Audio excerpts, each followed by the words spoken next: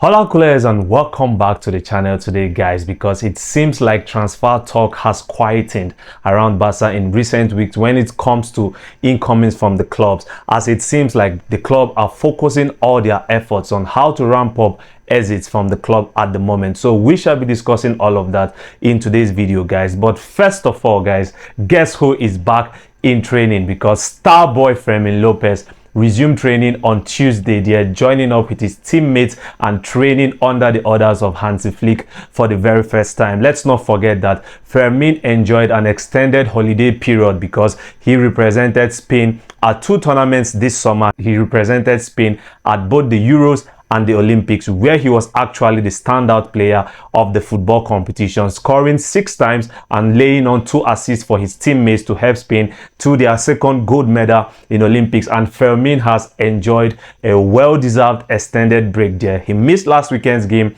against Valencia, which ended in a win, by the way. But now Fermin is back with the first team after a well-deserved extended break, and he would be joining up with his teammates as they prepare for the visit of Athletic Bilbao on Saturday at the Montjuic. But now, if I do move on to some more serious business, I want to talk about the situation of Ilkay Gundogan.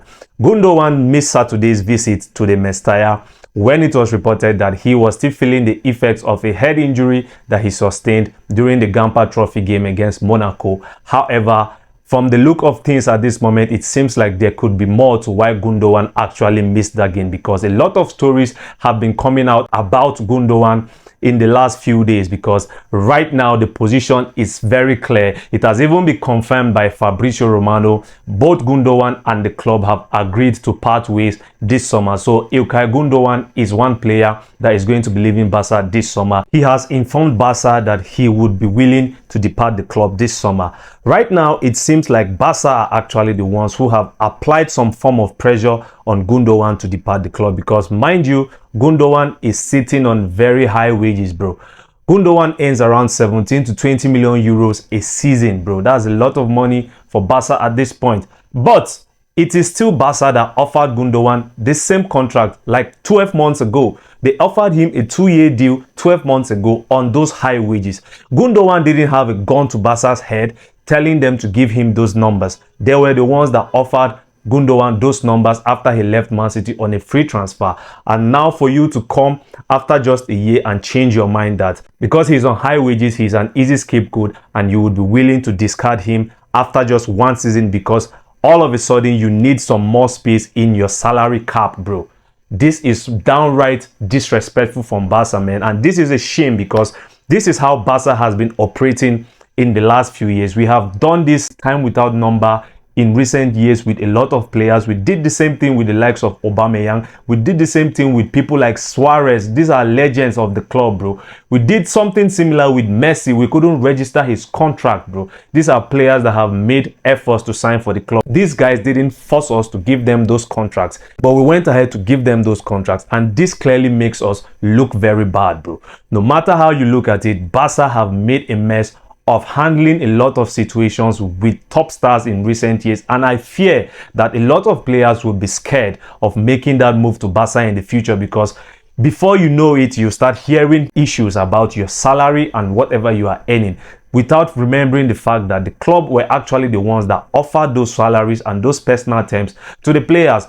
At this point in time, it seems like Barca are actually so desperate to get rid of Gundogan, because Gundogan's departure is going to free up a lot of space in the salary cap, bro.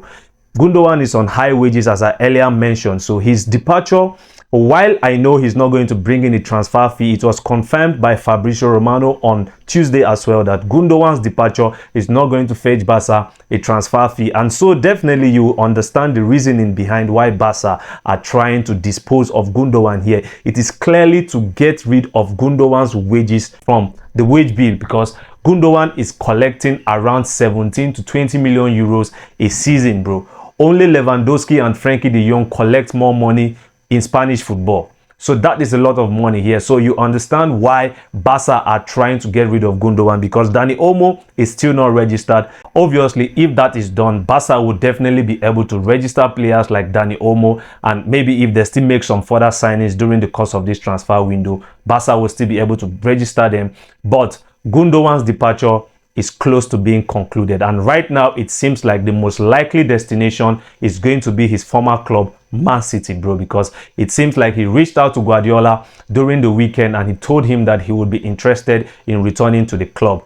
Luckily, City have the same feelings towards the player, because it seems like they are willing to accept their former captain back. And personally, for me at this point, if I am Gundogan, I would definitely be regretting the decision to leave City for Barca 12 months ago, because the move has not worked out on a collective level for Gundogan and Barca as a whole, because the club went trophyless last season while City won their unprecedented 4th consecutive Premier League title last season as well. And definitely they are still the favorites to defend the league title this time around as well. So you would see that if there was one winner in that move, it was Man City, because Gundogan didn't end up on the right side of that deal. I am sad to say this because I am a Barca fan and I love Barca, but it is shameful and disgraceful to see the way that Barca has been operating in recent weeks. This is another clear indication of the lack of planning that Barca have been doing under the auspices of Laporta, bro. This second tenure has been a shambles. I know we won the league title under Xavi, but this second tenure that Laporta has come in as a president, it is in stark contrast to the first tenure, which was very successful on the pitch, that Laporta enjoyed as the president of Barca. So right now, it seems like it is going to be a done deal. We are just waiting for the final. Here we go. Gundogan is going to leave Barca this summer. So in a few days time, don't be surprised to hear Fabrizio Romano announcing the here we go. It may be a move to City. Right now it is said that his agent is actually discussing with City about a return already. He has flown to England to discuss with Man City about a return. So I am expecting that it's going to be official very soon. So that is adios to Ilkay Gundogan, bro. You did your best when you played for Barca. 5 goals and 14 assists last season. 14 assists was a career high for Gundogan as well. So on a personal level, he tried his best, but collectively, Barca were not successful. And right now, it seems like he is one of the casualties of that unsuccessful season that Barca had last season, and also another casualty of the poor planning that Barca continues to do when it comes to making transfer decisions around the club. But right now, I also want to talk about another player who seems to be on the verge of leaving Barca as well. It is none other than Brazilian striker Vitor Roque, because right now it seems like there are concrete discussions to see Roque leave the club, bro.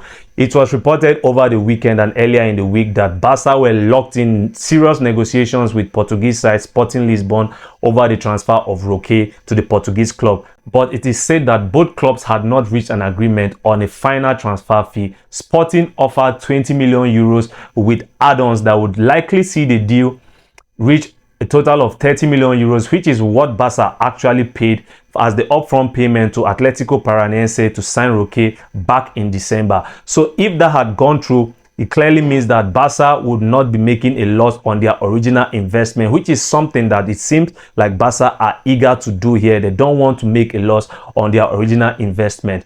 But right now, it seems like another serious contender has come into the picture, because Spanish side Real Betis have also come with a serious offer to Barca for the signing of Vitor Roque. The difference between the two offers here is that Sporting were going to sign Roque on a permanent deal from Barca, while Betis, on the other hand, are only interested in signing Roque for a season-long loan, which means that after one season at Betis, he will likely return to Barca for next season. And it seems like Roque is leaning more towards a move to Betis because he still wants to succeed at Barca. He has not given up on making his dream of succeeding at Barca a reality. So it seems like he would be more interested in a move to Betis. But with the situation at hand at the moment, Barca would clearly prefer a permanent transfer for the player to Sporting, because their offer is different from what Betis is offering. But for me personally, I wouldn't mind Roque joining Betis at this point, because Betis is a Spanish club. If he's going out on loan, Betis is the perfect place for him to learn and improve his football. He can also acclimatize better to the Spanish culture and also the way of playing football in La Liga, which is definitely going to help him if he eventually returns to Barca in 12 months' time. This goes without saying that Lewandowski is currently older than he was 12 months ago as well. And in 12 months' time, he's going to be older. So what stops Barca from allowing Roque to go out there, learn his trade, perfect his trade, and come back and then hopefully compete for a place in the team? Because Lewandowski is getting older. If we have splashed this huge money on bringing Roque in from Atletico Paranaense previously, why are we in a rush to just easily discard of the talent just like that? Because he has not even really had a lot of chances. Clearly, Roque is definitely leaving Barca this summer, bro. Whether it's a move to Sporting or it's a move within La Liga to Betis, that is left to be seen. But Roque is definitely leaving Barca this summer, bro, because he has not even been given a squad number for the new season. He wore the number 19 shirt last season. That number, as we all know, has now been taken over by Lamine Yamal. And while he wore the number 17 during preseason, that number 17 shirt was also taken over by Marc Casado, as we saw during the game at Valencia last weekend. So right now, Roque is without a first team number at Barca. That clearly indicates that he's one of the players that will be leaving Barca this summer. However, Gundogan and Vitor Roque are not the only players that are attracting interest from other clubs, because young star Mikf Faye is also attracting interest from two French sides. He has been in the news all summer regarding a possible departure from the club, and right now it seems like a departure is closer than ever. Earlier in the week, it was reported that French side Rennes were in negotiations with Barca over a move for the young defender, and Rennes actually offered Barca 10 million euros with some add-ons as well, and they also included a future sell-on clause of 20 to 25% of any potential departure from the club.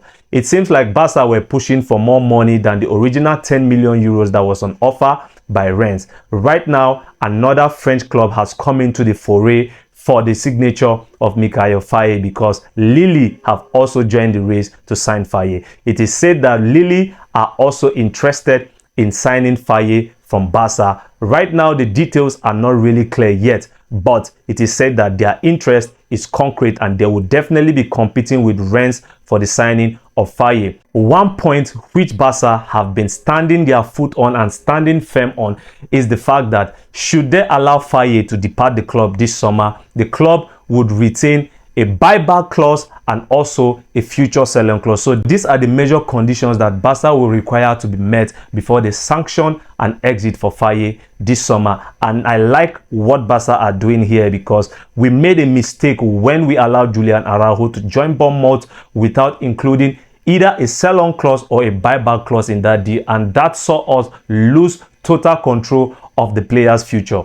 Right now, if Barca are standing firm on the fact that they want a buyback clause and a sell-on clause included in any departure for Mikf Faye, then I'm all up for it, bro. Mikf Faye is a talented player. He is a quality player. He's still rough around the edges, of course, which is normal because he's a young player, but he's a player with a very high ceiling. And if Barca do not ensure a say in the future of this player, then it will be a mistake that I know the club will likely regret in the nearest future.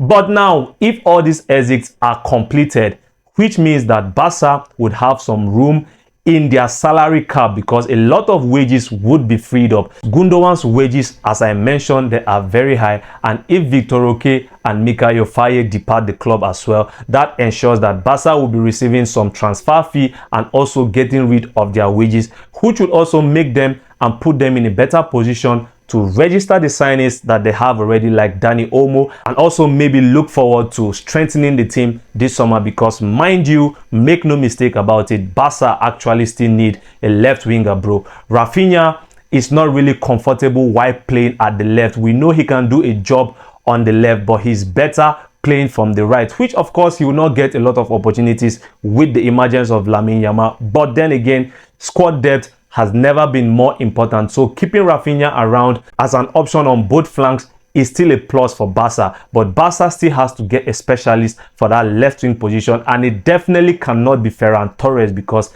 Ferran Torres is mediocre, bro. I am sorry to say this, he has a good game just every once in a while. He's not a player that Barca can rely upon. He's not Barca material, bro. Ferran Torres, for every 5 good games that Ferran Torres has, he definitely is going to pay himself back with 50 terrible games, bro. Against Valencia on Saturday, it was a disaster class from Ferran Torres, and I really do not expect to see much more of Ferran Torres under Hansi Flick. So Barca has to sign a left winger, bro, and it is very unlikely to be Nico Williams this summer. So alternative options have to always come to the fore, and right now rumors have it that Barca are interested in signing AC Milan winger Rafael Leao. Well, while I know that this is a news that will stir a lot of excitement amongst the Barca fan base, I hate to break it to you that this is a move that is quite unattainable for us, bro. Rafael Leao is not going to cost us less than 100 million euros if he's coming cheap. And if we struggled to meet up the conditions for 58 million euros for Nico, do you seriously believe that we can afford 100 million euros or upwards for the services of Rafael Leao? Come on, bro, we need to be realistic. Even with all the delusion, we have to be realistic at some point. It is very unlikely that we are going to be able to afford Rafael Leao. Right now, my position is that we cannot afford Rafael Leao. And I know so many people would feel that due to the connections that Jorge Mendes has within Barca and his relationship with President Joan Laporta, it is going to be a deal that will be easy for Barca to pull off. Bro, this is not going to be an easy deal. So I don't even want you guys to waste your time dreaming or having thoughts that Rafael Leao is actually going to join Barca this summer, because it was also reported that Barca could actually include players in the negotiations with AC Milan. But look around you, bro. Look around the first team squad at Barca at the moment. Right now, who do you think in our squad AC Milan would want to have? Because mind you, there is one mistake that Barca always does. It is giving players high wages that other clubs will not be crazy enough to give them. So do you expect that Milan will pick up the baggage of the mistakes that Barca have made? Come on, bro. Guys, this is very unlikely. Barca will be better served looking for a cheaper alternative this summer, because if Nico is not coming and Rafael Leao seems unattainable, bro, my opinion is that Barca should look for a cheaper alternative. Someone like Federico Chiesa is a good option for Barca at this point, because it is easy to forget how good Chiesa was before he tore his ACL. But last season, Chiesa was back to full fitness. He didn't get a lot of chances in the Juve team last season, but Chiesa is back to full fitness, and I don't believe that his form and his class has disappeared all of a sudden. If Chiesa finds a good team that plays to his strengths and gives him a run of games in the team, I am sure that Chiesa can rediscover his best form. And if Barca can just take a gamble of 14 million euros and a net salary currently of 6 million euros, which of course Barca will be looking to reduce if they eventually negotiate his departure from Juventus, then I think this is a better move for Barca to make at this point than dreaming of Rafael Leao or going after somebody like Luis Diaz, which I don't believe is a world-class player. Diaz is a solid option on the left, but Diaz is not world-class either for the kind of money that it would cost to bring him in to Barca as well. So right now it seems like Barca will be better served looking at a cheaper option like Chiesa, and it seems like Barca are actually in discussions with the agents of Chiesa as well over a potential move to the club this summer. So this is early days in that news as well, so we'll see how that pans out. But let me know your thoughts in the comment section down below, guys. What do you make of Barca's treatment or handling of the Ilkay Gundogan situation, and what would be your preferred destination for Vitor Roque if he leaves Barca this summer? Would you prefer a permanent move to Sporting Lisbon, or would you prefer a loan move to Real Betis? Let me know your thoughts in the comment section down below, guys. If you enjoyed this video, please do give this video a like, turn on your notification bell so that whenever I drop, you shall be notified, and most importantly, please do not forget to smash that subscribe button. But until next time, as always, Visca El Barça, and I'll see you on the next video. But as for now, I'm out.